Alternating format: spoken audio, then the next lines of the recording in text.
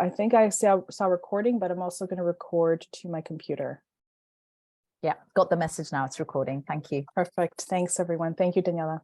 Great. Well, welcome, everyone, and thank you for joining us for this presentation on this very exciting initiative that we're developing at Athabasca University with our international partner, Relationships Inspiring Social Enterprise, as you may hear me refer to as RISE. I'm Veronica Madonna. I'm an assistant professor at the Center for Architecture at Athabasca University.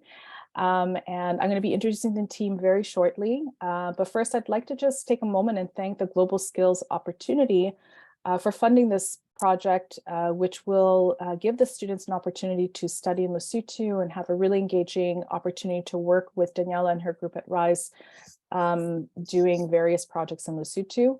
The project is a multidisciplinary partnership at Athabasca University and with RISE, training students in the fields of architecture, heritage resources management, and computer science. So today is a information session, and we'll have about 30 minutes, and then we're going to move into questions and answers and how to apply for the event. But before we begin, I just want to take a moment to acknowledge, Athabasca University respectfully acknowledges that we are on and we work on the traditional lands of the Indigenous people of Canada. We honor our ancestry, heritage, and gifts of the Indigenous people and give thanks to them. And we acknowledge this land out of respect for the Indigenous nations who've cared for Turtle Island, also known as North America, from before the arrival of settlers and people until this day. I also want to take a moment and thank Lesotho and the land, people, and culture our students will be visiting for this project. We're greatly appreciated and humbled that the land will welcome our students to learn from a country so deeply rooted in culture and place. And thank you, Daniela, for really helping us to make this happen. So today we have, as I mentioned, a 30-minute presentation to introduce you to the project. We're going to introduce you to the core team and contacts for you to connect with in order to participate in the project and kind of learn more if you have any questions. We're going to talk a little bit about the GSO, the Global Skills Opportunity Program, and the funding and all about it, how we received it and what it means. Daniela is going to give us a presentation about RISE and her program that's running in Lesotho and Lesotho itself. We're going to talk about each of the individual program projects that are going to accompany this, and funding and travel details, student expectation, how to apply, and any questions. So if you have any questions as we're working through the presentation, feel free to put them in the chat box, or simply we'll have lots of time to chat together after. Feel free to raise your hand and ask them as we talk through things after the presentation. So first, I'd like to introduce you to our core team who's been working really hard over the last couple of months since we found out that we received this grant. I just want to thank everyone so much for all your dedication to make this happen. So as I mentioned, I'm Veronica. I am the project lead for the grant, and I'm also leading the architecture department project. And this is our core team with us today. We have Dr. Shabnan Inaludelu, who is an Associate Dean, Strategic Initiatives, Associate Professor, and Director of the Heritage Resources Management Program and Historical Resources Intern Program. And Shabnan is leading the team on behalf of the Heritage Resources Management Program. We also have Dr. Viv Kumar, who is an Associate Dean of Research and Innovation for the Faculty of Science and Technology and a Professor of the Computing and Information Systems. And Viv is leading the team for the computer science students. We have Daniela Guzman, who is the founder and executive director of Relationships Inspiring Social Enterprise, also known as RISE. And they are an international partner who have been working with us on the grant submission and on developing the program. And our students and our team are going to be working directly with her and her group and her fellows at RISE while in Lesotho and even in some activities before the trip and after the trip. Unfortunately, both Douglas and Kristen could not be here with us today, but Dr. Douglas McLeod, many of you already know, he's the chair of our Center for Architecture, and he's leading the architecture components with myself.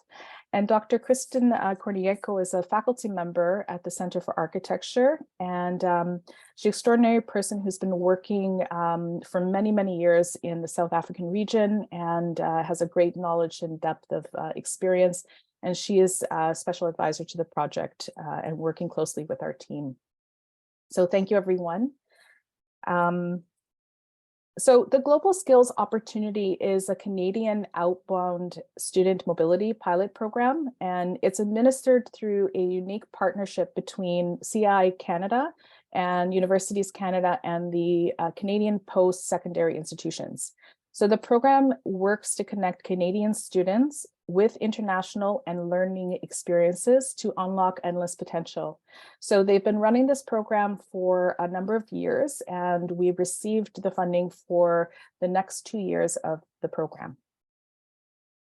So this year, we received the exciting news that our application was accepted, and Athabasca University is receiving close to $300,000 for students to participate in this program. And the 3 programs that we applied with are Heritage Resources Management, Architecture and Computing Science.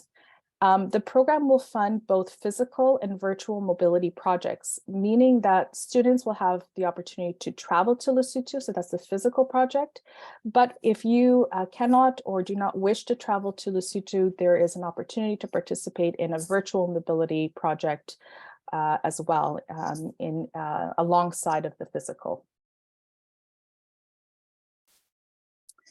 The overall grant supports the program for 2 years, as I mentioned, and during that time, we will have the opportunity to send approximately 30 students to Lesotho from the 3 programs. As I mentioned, we have over 26 funding for 26 students to participate in the virtual plus, and I'll explain why that's plus. We're planning 2 trips to Lesotho, one for this fall and one for the fall of 2024. And so all students will be splitting the 30 students to Lesotho within those 2 trips.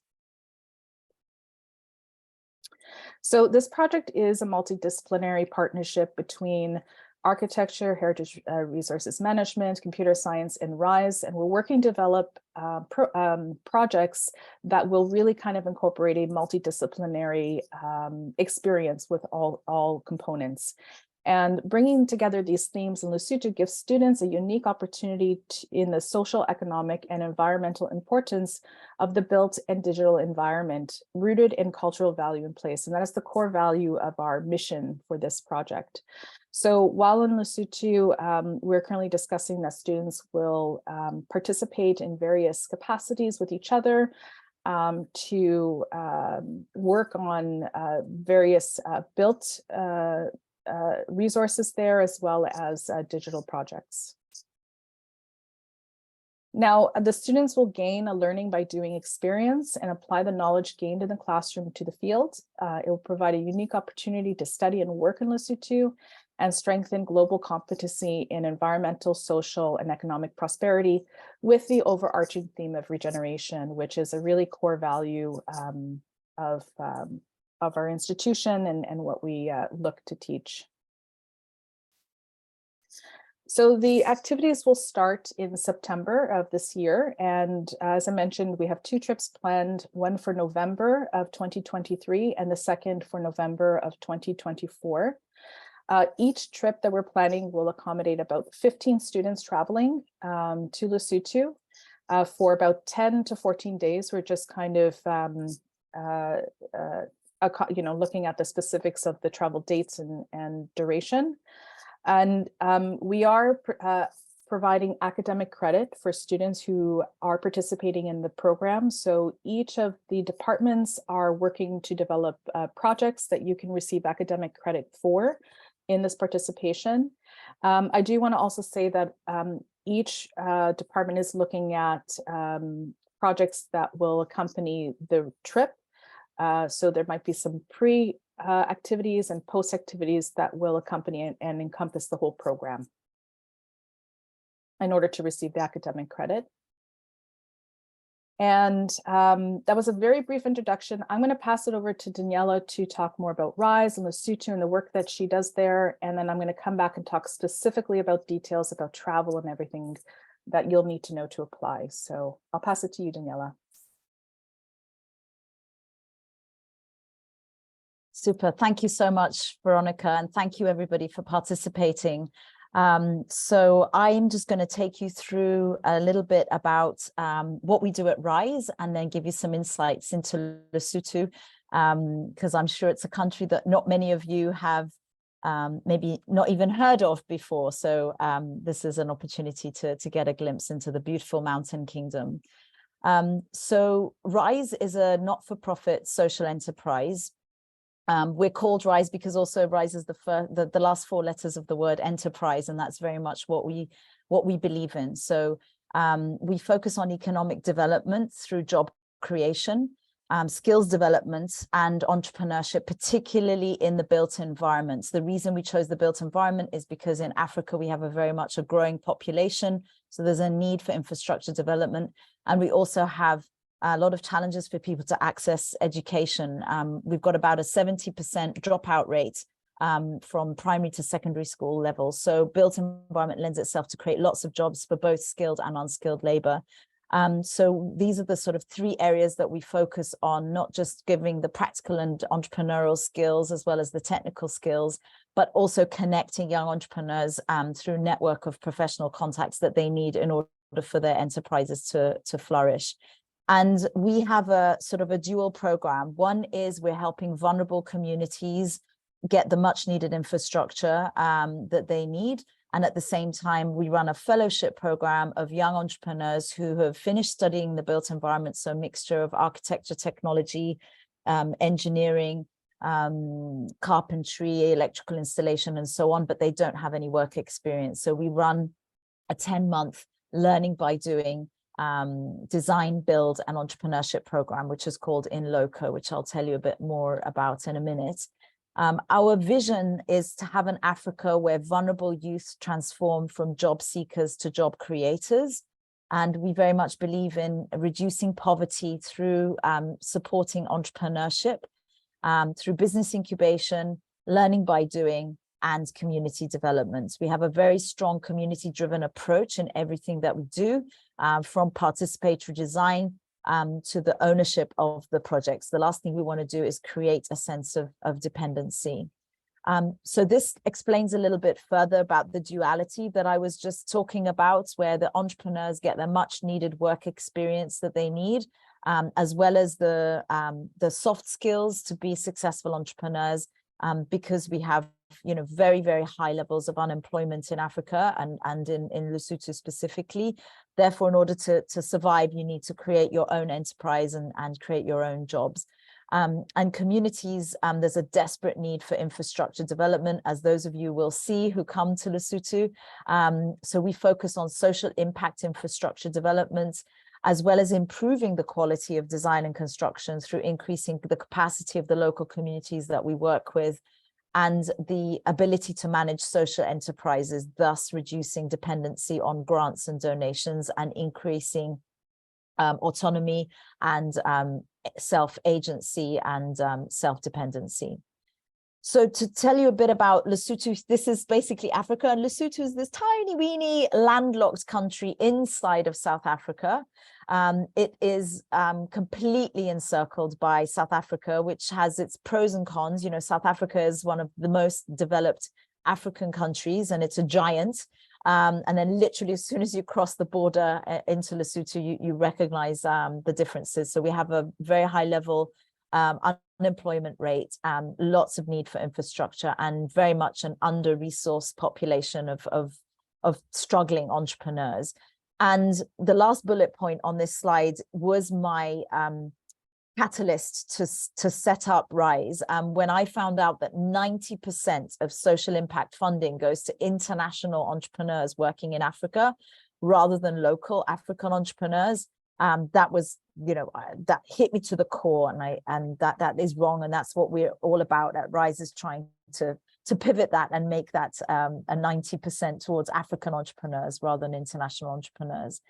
So here are some visuals of the country. It's very, very mountainous. So the top left image is what it looks like in the summertime, when we have rains and the summer season.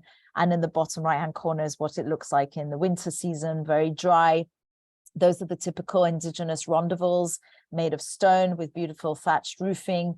And we're still very much a herding communities, lots of sheep. We export one of the most top quality mohair wool in the world, and lots of transportation by horseback. Globally, we are the only independent state that starts at 1,000 meters above. So there's no other country in the world that has such a high lowest point, which is a bit hard to explain. We've got the world's highest lowest point, and that's at 1,400 meters. And other than the Vatican and San Marino, we're the only country that is completely encircled by just one other country, and that being South Africa, as I just explained. And something that a lot of people don't know, it gets cold there. Right now it's winter. I'm currently in Kenya, that's why I'm wearing short sleeves, but in winter, in Lesotho right now, it is in the midst of winter because it's the southern hemisphere. In the mountains, it goes down to like -10, -12 degrees Celsius. And in the daytime, it goes up to 14, 15 degrees. Don't worry, when you'll be coming in November, it's beautiful weather. It's at the peak of, just at the end of spring coming into summer. Lesotho was founded in the 1800s by King Moshoeshoe, who was a very peacekeeping, forward-thinking diplomatic leader, who escaped actually from KwaZulu-Natal in South Africa with a few hundred people and a few different clans, and established Lesotho on a mountain called Thaba Mountain of the Night, which is a tabletop mountain and lent itself for natural defenses. And his values and ethics are very much within the keeping of Lesotho, a very peaceful nation, and very much very diplomatic. It's quite different from South Africa, where you often hear about strikes and other things. It takes a lot to get the Basotho people. So people from Lesotho are called Basotho. One person is Mosotho, and the language is Sesotho. And this is our traditional wear. So the Basotho hat is this kind of beautiful straw-shaped kind of lantern cone shape to keep the sun away. And the blanket is very, very important throughout one's life. The blanket, you get one at birth, at marriage, and at different stepping stones. So you'll learn all about the heritage and culture of the significance of the blankets during the program. So a lot of statistics in Lesotho are quite representative of other African nations in that we've got a very young population. So 40% almost of the population is aged under 30. 30% of the youth are unemployed, unfortunately. And every year the problem gets harder and harder because we have even those lucky enough to get to graduate from tertiary education. 7,500 of them every year come into the job market and can't find employment. An additional problem, two additional problems that we have in Lesotho that aren't in many other African countries is a very high level number of orphans because of we've got the second highest prevalence of HIV. So half of our youth have lost one or both of their parents before they've reached the age of 18. And half of our population lives below the poverty line of less than $2 per day. So what we are all about at RISE to try and solve some of those challenges is that we believe in trade, not aid. We believe in empowering communities and young people to reach a better future and thrive as individuals. So we work very much on this kind of model, which is very much community driven, whereby it takes longer, but it's much more sustainable. And then you have a lot of time investment and capital investment at the beginning stages, where there's a lot of community dialogue and skills sharing, and projects take a lot longer to do. But then the beauty of it is this ripple effect at the end when you've got an upskilled community that then is able to share those skills with others. Therefore, the intense time and capital input at the beginning pays off in the long term and makes it much more sustainable. As I said at the beginning, our program is called In Loco. It's a design, build, and entrepreneurship fellowship program that typically lasts about 10 months, because those are the kinds of projects we take on that can be done within a 10-month period. And it's kind of a foundation year for young entrepreneurs to work together in a very intense program where they're getting business skills training, as well as designing and building the infrastructure and the physical labor as well. So often this is the first time they've ever been on a construction site, and working under our mentorship and guidance, with close working relationships with the community as well, in order to bring about social change in a sustained, dignified, and meaningful manner. So those in loco is actually originally from the Latin that means in situ, on site. Not to be confused with the Spanish that means crazy, although you do have to be a little bit crazy to try some of these things out. But it's, yeah, we play around with meaning. It's involved, it's international as well as local, because we have a lot of, like this international partnership as well. You've got to bear in mind that Lesotho, because it's difficult to reach, is often, forgotten about. And so offering these kinds of opportunities of international engagement, exchange of ideas, and relationships, thanks through WhatsApp. Everyone in Lesotho pretty much uses WhatsApp. That relationship can be ongoing after the visit, and also can be done remotely. And then, of course, we're very much focused on construction and on community. So our impact to date with the fellows, we've been really pleased to see. We monitor our fellows after they graduate from the fellowship. They go through a 3-year business incubation program, and we have quarterly check-ins. We run an ongoing professional development and business coaching and mentoring program with them, help them set up their own businesses, refer projects to them. We have tools that they can borrow, a small workshop that they can work in.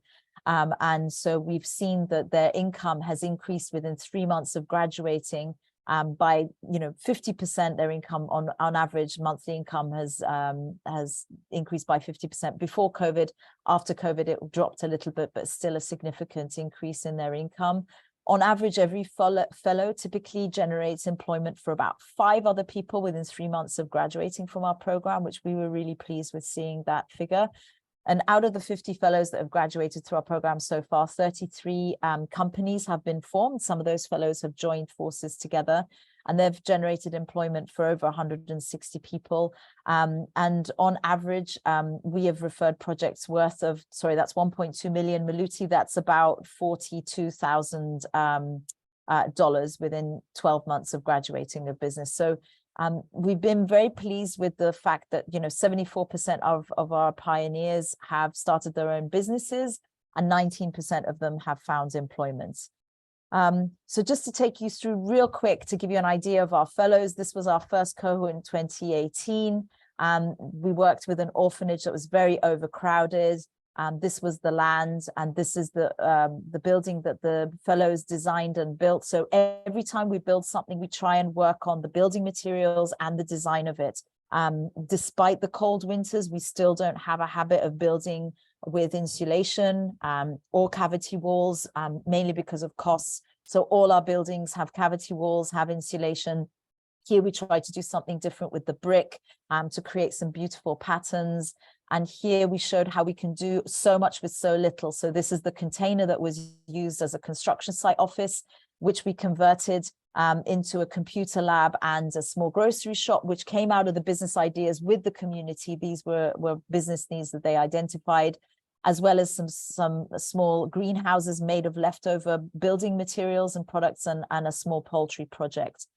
Our 2019 cohort was when we were approached by a parent-led association who are the intellectual for intellectual disabilities and autism. This was the land that they had for decades, and they didn't know what to do with because they had very, very limited funding. That's another area we specialize in being creative with very little. So we did a master plan for that land. And we built this non-permanent structure because that land is agricultural land.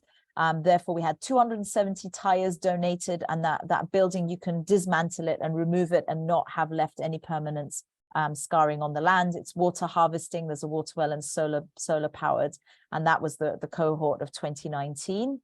You would have thought 2020, we didn't have a fellowship because of COVID. We still did. We persevered. We got special travel permits. And we had more women actually join that cohort, which was really great because obviously construction, architecture tends to be a very male-dominated sector. So this was really, really encouraging to see. Typically, we have about 30%. This time it was 60% women.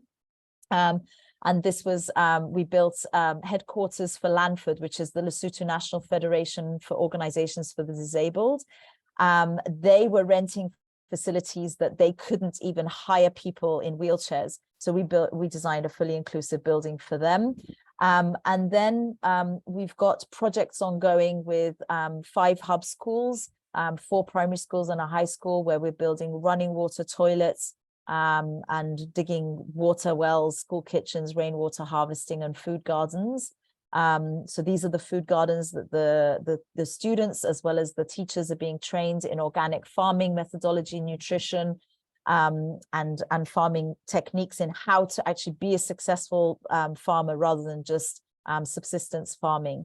Ongoing WASH programs, especially through COVID, that was very important. So this is what their current toilets look like, and their kitchen, which are electric pressure cookers away from burning wood and charcoal. And this was our fellowship in 2022 that was building our first sandbag building. This was the school kitchen that they built, and this was the end results, which just opened in March. And in 2023, this is our fellows that you guys will be working with and meeting when you come. They're currently building on a Stadium of Life for a not-for-profit called Kick for Life, which is an education and life skills NGO. We also have an ongoing program of research and innovation, looking at what locally sourced building materials can be produced that are low in carbon and have got better thermal insulation qualities than the concrete blocks that tend to be built. Working on indigenous techniques. So you'll learn all about this. This is especially important for the architecture and heritage students. The ditema, plastering, rendering done by women. It's very symbolic, it's very important, and reeds and grass that are used. So we support the Heritage and Conservation Program. This is a book depot, one of the buildings that the heritage students will most likely be working on, that is from adobe brick made from the 1830s, and as you can see is undergoing severe damage, that our apprentices have been, we did some training in lime, and to try and do some emergency sort of damage control to preserve the building from further damage. And this is some of the surveying that's gone on some of the historical and cultural buildings that were from the times of Lerotodi and King Mushweshwe's descendants from the royal family. So what we can guarantee you, if you are to offer the GSO program, is lots of development of design skills, both in computer skills, heritage and architecture skills in very challenging environments that are resource scarce. So you're going to learn to be very creative and innovative when you don't have all the tools readily at hand.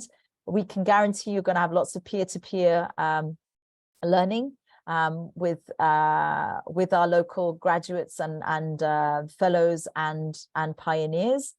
There's also going to be lots of opportunity to network and build relationships with the local community and with some of our international visitors as well.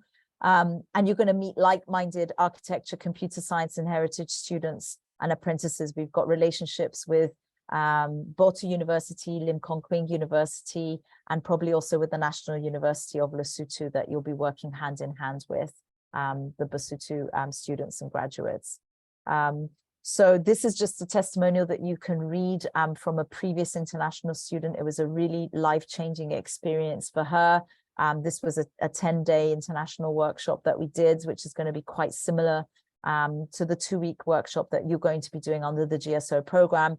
The difference is that you're going to be working on this program before you come and after you come as well, to make it that much more meaningful.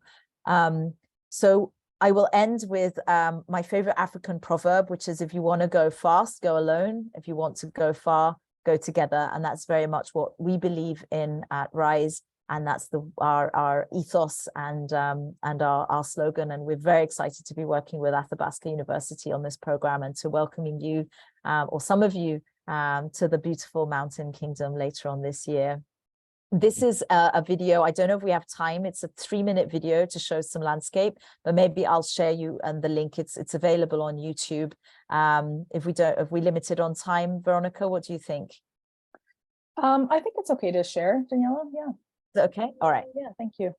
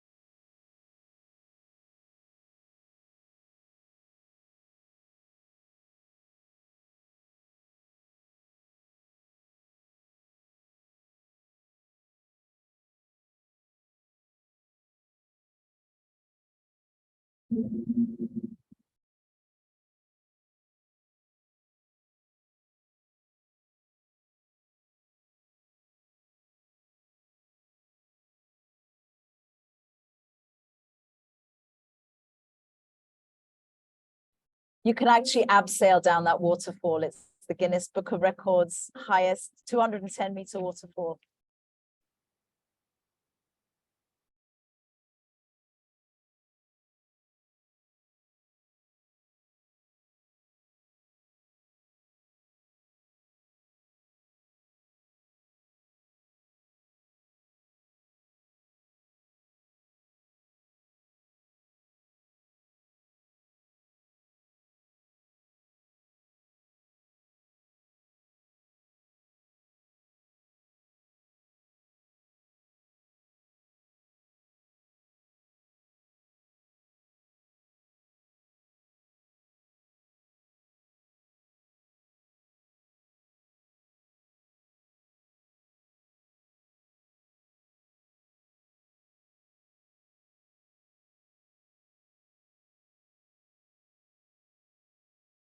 So yeah, that's some of the scenery of the country, and I was fortunate enough to do that in 2016 with my videographer friend. That footage was taken by his drone.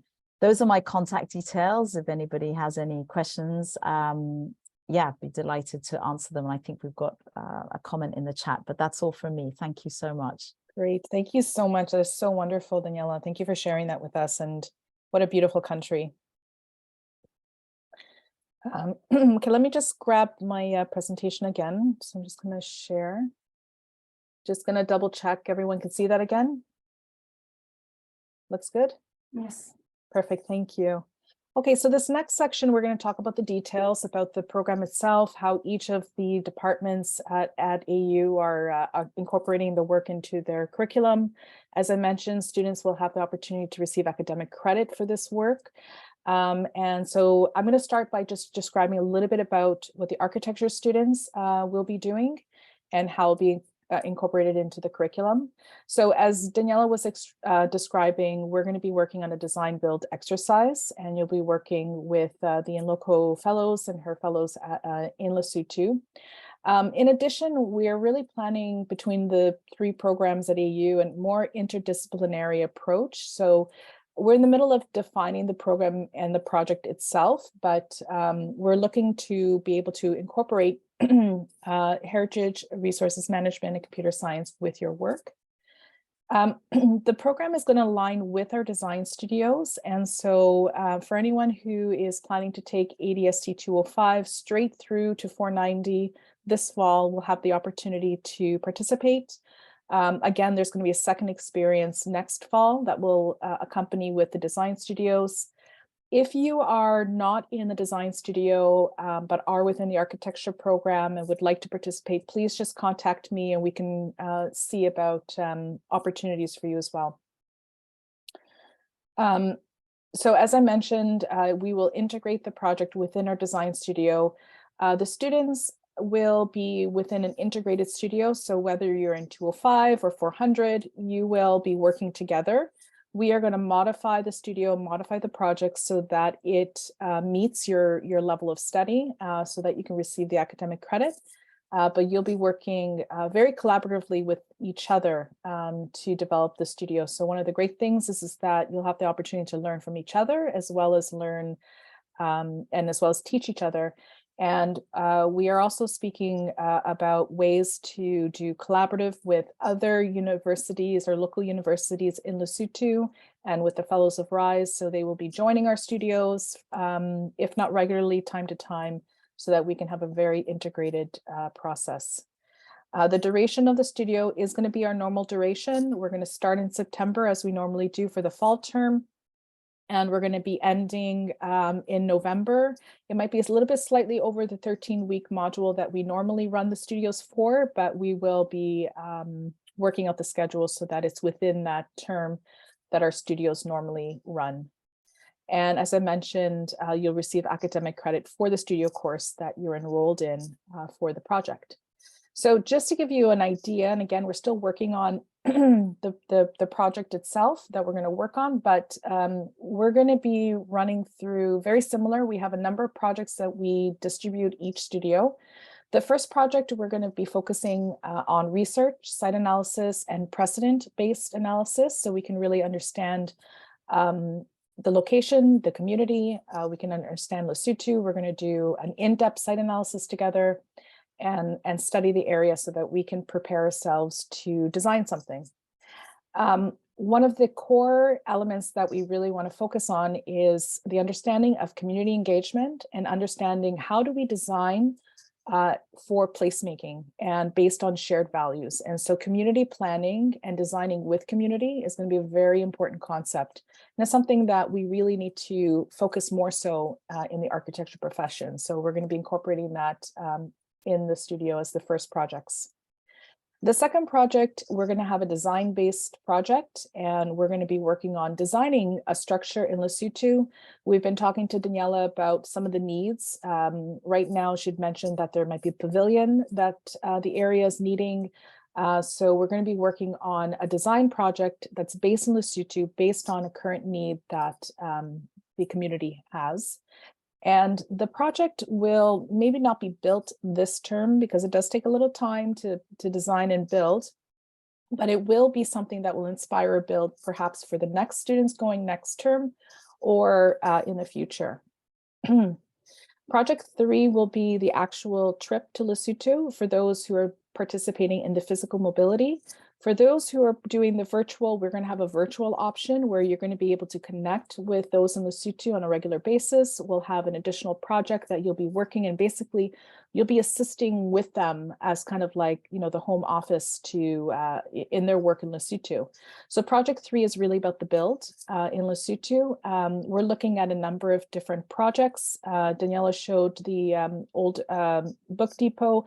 That might be one that will be working in tandem with Heritage Resource Management, but there are some other opportunities there. The focus of the project while you're there will be about regional and local traditional materials. You heard Daniela talk a little bit about that. You may, and we're hoping to give you the opportunity to actually press brick. We're looking to help purchase a brick press and actually work on physically constructing a building using local building materials and methods. So that'd be a very great opportunity for you to do. And then the last project is very similar to our studios, which is a reflection project. We're going to tailor this so that it accompanies the post-departure reporting that the Global Skills Opportunity have. And so we have the 4-project structure as our studios normally run with that. So with that, I'm going to pass it to Shabnam to talk about the Heritage Resources Management program. Thank you, Veronica. Hello, everyone. As you mentioned, Veronica, there is a lot of overlaps between the Heritage Resources Management program and the work that is happening within the architecture program, and the students get a chance to work collaboratively on different aspects of the project. So in terms of Heritage Resources Management, we're working closely with Daniela and colleagues, local experts and community members in Lesotho to identify heritage places and buildings that students can work on. So our focus will be on existing buildings and heritage buildings that are valuable resources for the community. And I think we are focusing on buildings in Makenen and Marija. So students participating in the activities will learn about the value of heritage based on the community values, and then learning from community members, and the central role that value and values play in management and planning of heritage places. Then based on those learnings, students will also learn about the heritage conservation process from the early stages to implementation, and also why we are focusing on values-based management instead of just looking at the tangible physical aspect. We are also learning and planning for intangible and associative values of the built environment.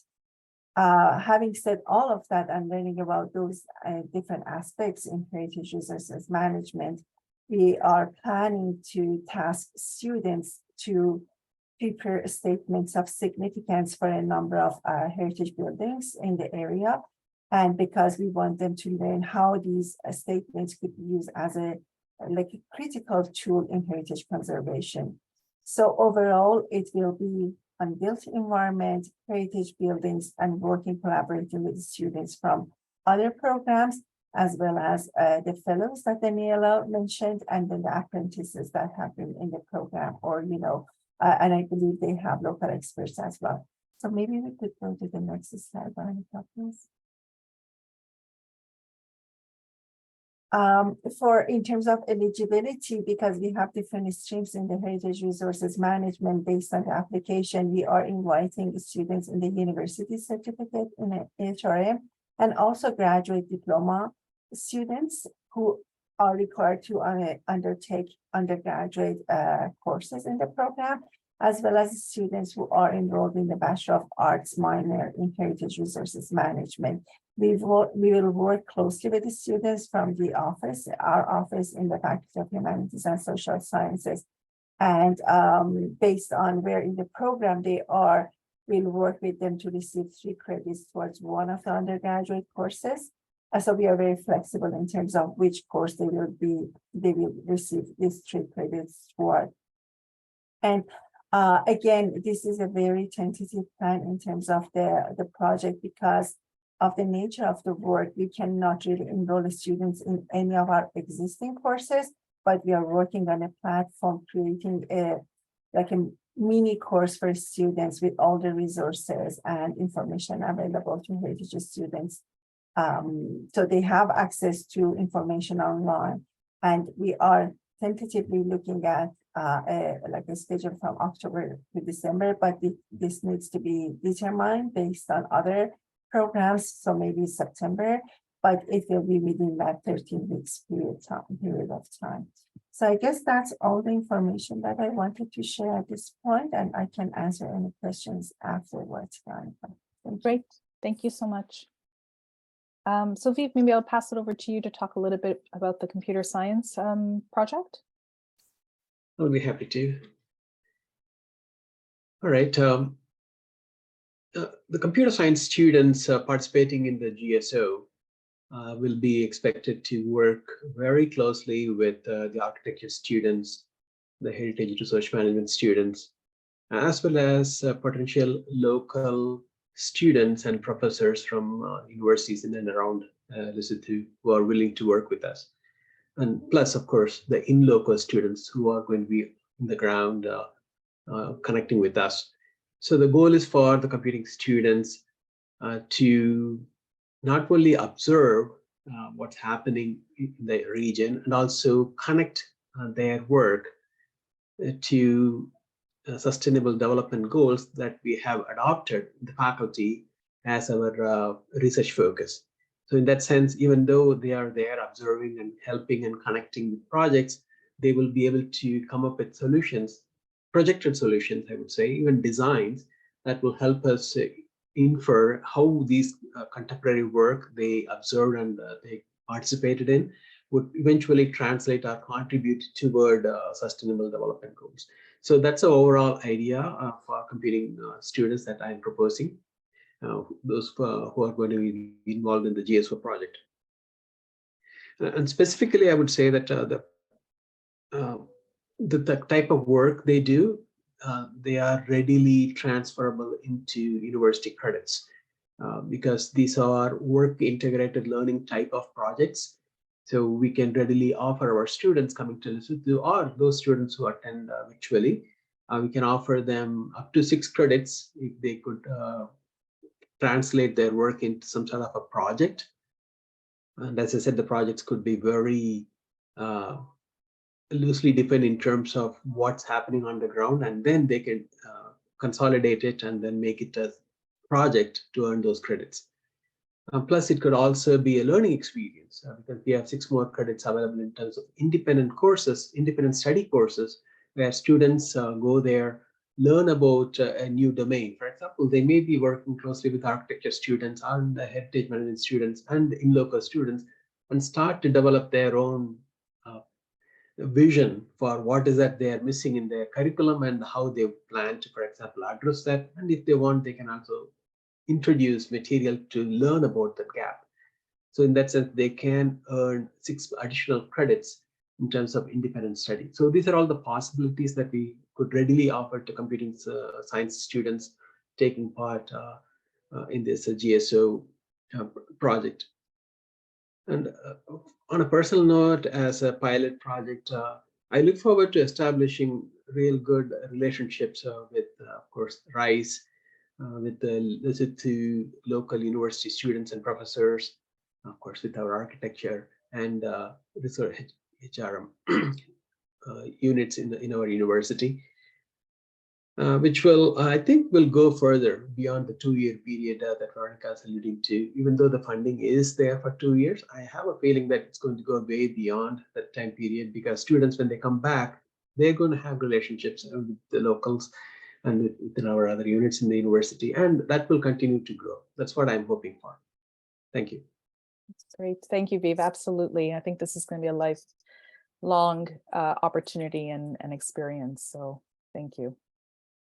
Okay, so next we're going to get into some of the details that some of you might be anxiously wanting to know about, which is the funding, the travel, and we did hear about the academic details already.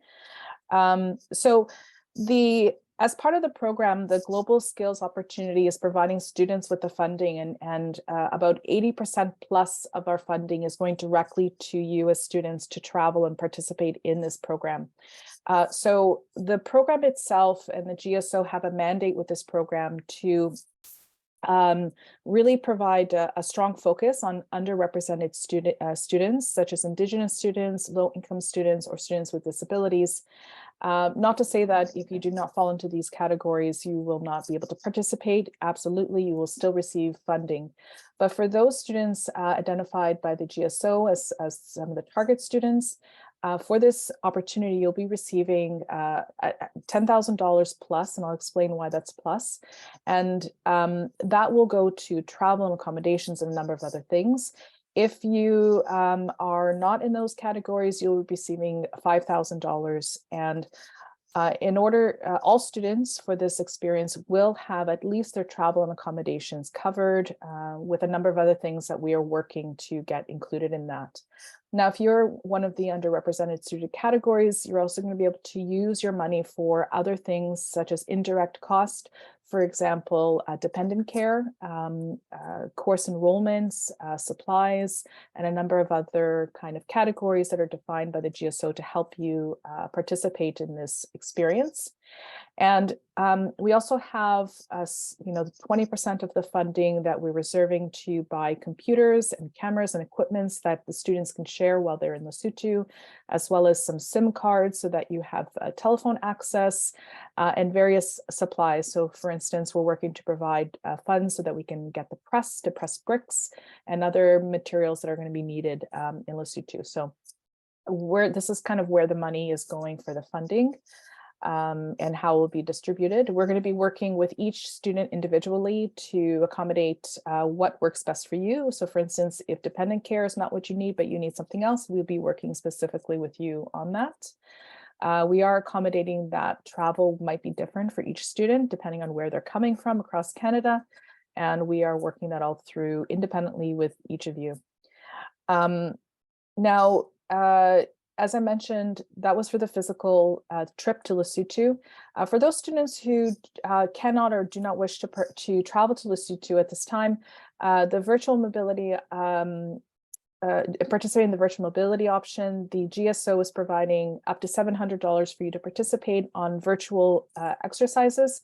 So you may use this money for course enrollments, for supplies, for software, and again, we can work out what works best for you to use that money to participate virtually for the underrepresented student categories.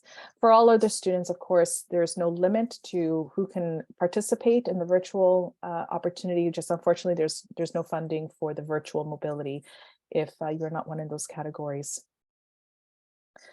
So the travel details. So we've been talking a lot about how we're going to make this happen. And, given that this trip might be a first for many of you, we want to be very careful to have the travel and the planning very carefully planned out. Daniela and Kristen have been advising greatly in terms of what are best ways and how to approach this. So rest assured, we're really thinking carefully about this. I'm not just going to give you a plane ticket and say go. We are making sure that you're going to be accompanied by faculty members on your trips. We're going to make it work. The travel to Lesotho is a long travel. It's going to be about a 2-day event. We are planning a layover stop. And in that layover stop, this is going to be the meeting point. So no matter where you're coming from in Canada, we're going to organize that we're all going to meet at that layover stop, and then we're going to travel together by plane to South Africa, likely into Johannesburg. And then Daniela is organizing a private bus transfer from Johannesburg Airport through to Lesotho. So this is kind of the journey, which is about a 2-day journey in total. And of course, coming back, we're going to be coming back together. We're planning to depart somewhere in the range of November 2nd, which is the first week of November, and return 2 weeks later, November 16th. So kind of in around there. We're just still playing with the dates to make sure the timing aligns right. So this is the range. Just to clarify, that is 2023 though, not 2024. Oh, yeah. Yes. Oh, thank you so much. Oh, goodness. Okay. Yes, I'm going to adjust the slides here. Yes, 2023. My apologies. Thank you, Daniela. The plan at this time is that students will be staying in Majura, which is a beautiful part of the country, really known for its rich heritage and cultural significance, as well as its natural beauty. Daniela is working on kind of the accommodations as well. And right now we're looking at guest houses similar to what we're showing here to the left. And we're also looking at different cultural experiences, maybe some, music performances and various events on the kind of nights off of when we're not building in the community. So we're working this through very carefully. Now, in terms of expectation, the GSO has so graciously provided so much funding for us. And so there's a number of things that we want to ensure there's commitment to as students who are interested in this. First and foremost, cultural sensitivity and participating in training of travel. And we're going to be doing a number of sessions, and we're going to be talking very carefully to those who are participating about cultural sensitivity, safety, traveling safely with the groups and various components like that.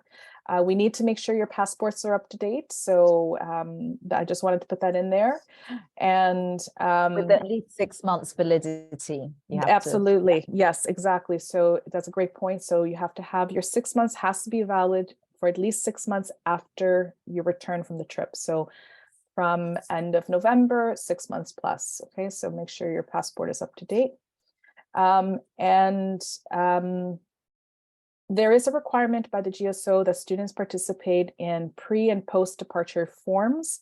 So when you are accepted into the program, where you're going to be given a link to a portal, there is like a very quick multiple choice form that you have to fill out before you leave. And then there'll be a form that you fill out after you leave. These are going to be incorporated as part of the project related evaluations for the courses. But we will help you do those and do that. But it is a requirement you will have to do and commit to. And then again, following safety and travel protocols, and we are working very diligently to make sure all of the right protocols are in place for you. We will help you obtain any required elements. If you need assistance in, you know, where to go to get your passports done, which vaccinations maybe might be important to consider. Visas as well. I understand if you're there for under 2 weeks, you do not need a visa, but we're going to sort that all out for you. And so we're going to be working very hard for that. So how to apply? We have an application form currently ready to be filled out. So you can use the QR code or the link there. I'm going to paste it into the chat very soon. Once you fill out the form, it's literally 6 questions like, you know, what's your name, your email address, and what program are you enrolled in. After that point, we're going to reach out individually to you. We're going to ask you to write a 500-word essay. And effectively, we want to know why you want to participate in the program. This is very important for us to understand what this will mean for you, for your career development, for your education, for your future. We want to get a sense of your, you know, what you feel this is going to, how it's going to benefit you. And then we're going to have a meeting. You'll have a chance to meet with us individually and ask questions, and we'll ask questions of you. And this will conclude the application process. So the first step is the online application. That closes July 20th. So please fill it out if you're interested, and then we can move from there. I have my email address here, and I'm going to paste everyone's email address into the chat box in a second, as soon as I get out of the PowerPoint. And I'm going to open it up to questions. I'm going to stop the PowerPoint right now and start with questions. So I see that there's a number in the chat box, but if you have any, please just raise your hand as well. Veronica, there's a question earlier on from somebody asking if this opportunity is available to students going through the RAIC Design Studios. That's a great question. I would say give me an email and we will work through how to accommodate that. We do need to talk about the academic credit because the program we run through Athabasca University, the Bachelor of Science in Architecture, we'll need to talk more about how to align the academic credit. So just email me and we'll work together to see the opportunities for you there. Okay, so I'm just gonna. I tried to save your time. I put the link for the questionnaire for the application form and my email address there for you, Veronica, to save you some time. Great, thank you so much. Thank you. And I think George has a question. Has his hand up? Okay, great. Yes, George. Oh, hello. Hi, George. I was wondering, so with the travel, do you know what the legality around different medications would be? Just in case, sometimes stimulant medications aren't allowed in certain countries. Just wanted to double check. Okay, that's a great question. I personally will have to do some research on that, but we will have for sure information about that. Sweet. And Awesome. Yeah, absolutely. Excellent. Danielle, I'm not sure if you have any information. Yeah, if you've got a prescription that you can bring with you, that should normally be okay. Thank you very much. Yes, thanks, George. Veronica, if I may add to that one, I am one of those travelers that would have to carry medication across countries. And typically at the borders, I show the doctor's prescription, essentially a letter from the doctor. That's all they need. They just take a quick look and let you go. So it works that way. Pretty straightforward. Great. Good. I just want to ask one question. Yes. When I see that the budget description, I was just want to understand. It says like indigenous students kind of thing. So is that, what does that mean actually? Yeah. So for all students, okay, you'll receive at least the $5,000, which we've done our research. Will cover your airfare, your accommodations in Lesotho, will cover your entire experience. Now, the GSO are targeting underrepresented students, and not to say that we are only accepting that, of course not. But they will be providing more money, and that would go to additional indirect costs. So for instance, if you need a babysitter, then you can have some additional money for that, or supplies or anything like that. So the $5,000 that every student will receive, it's not capped just at travel and accommodations, but we do think that it will cost that much to get and participate in Lesotho. But you could also use that for enrollment. So you can use it to cover your tuition of the course and that and whatnot. So I don't want to discourage all students from applying, because we are working very hard to make sure all students have the fees needed in order to participate in the travel. As I mentioned, we have an administrative fee that we're working to provide computers and software so the students can have to share when they're in Lesotho, SIM cards and stuff like that. So does that clarify your question? Yeah, it is. The other question is, as you said, like it's two travels, right? The one is for November this year. The other one is for next year, right? But Yes. This program is design and construction kind of thing, right? So how is the gap is almost 1 year, right? So how is this gonna affect the year after travelers in that design and the structure? Like, yeah, great question. So, as designing a building and constructing is going to take longer than, the time that we have, our studio time frame, and then the 2 weeks that we're there, So what we're planning to make sure that you have that kind of still experience is that we're going to just plan a design project for the architecture students, a design project that the students next term might start building or consider building, or might provide for other to build. Maybe it'll be the next in local project that they work on. And then the students traveling this term will be working specifically on a building in need at this time. So working to look at understanding regional material building and construction methodologies. So the next students of next term, they might design something needed for the community at that point, right? So in the future. So there's this kind of, circular kind of aspect to it where we're going to be providing the community information. it's not going to be for one project, right? It won't be for one project, no. Okay. Yeah. Okay. Yeah. Does that clarify you. that, Katsum? Yeah. Yes. Great, thank you. Thank you. Yes, are there any questions? I don't see any other in the chat, but does anybody else have any questions? Feel free to turn on your mic.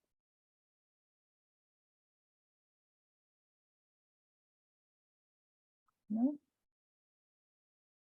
I may have missed it, but when are the applications closed?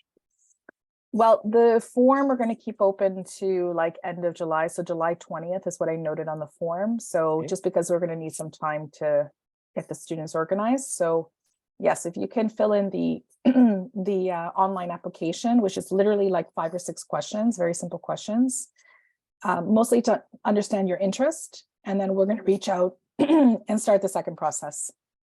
Okay, awesome.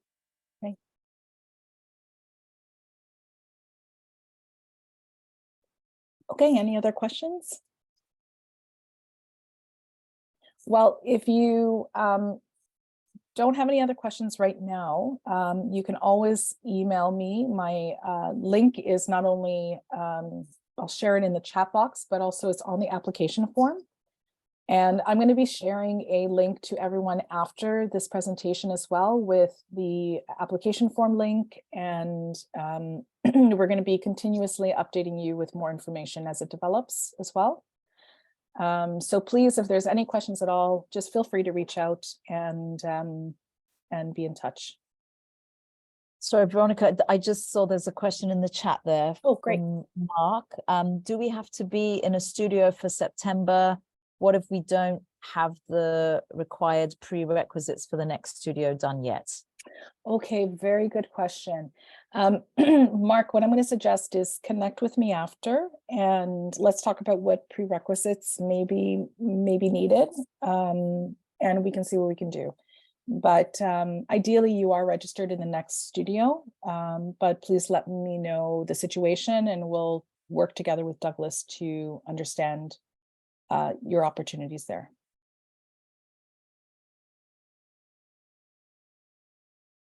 Great. Okay, says thanks.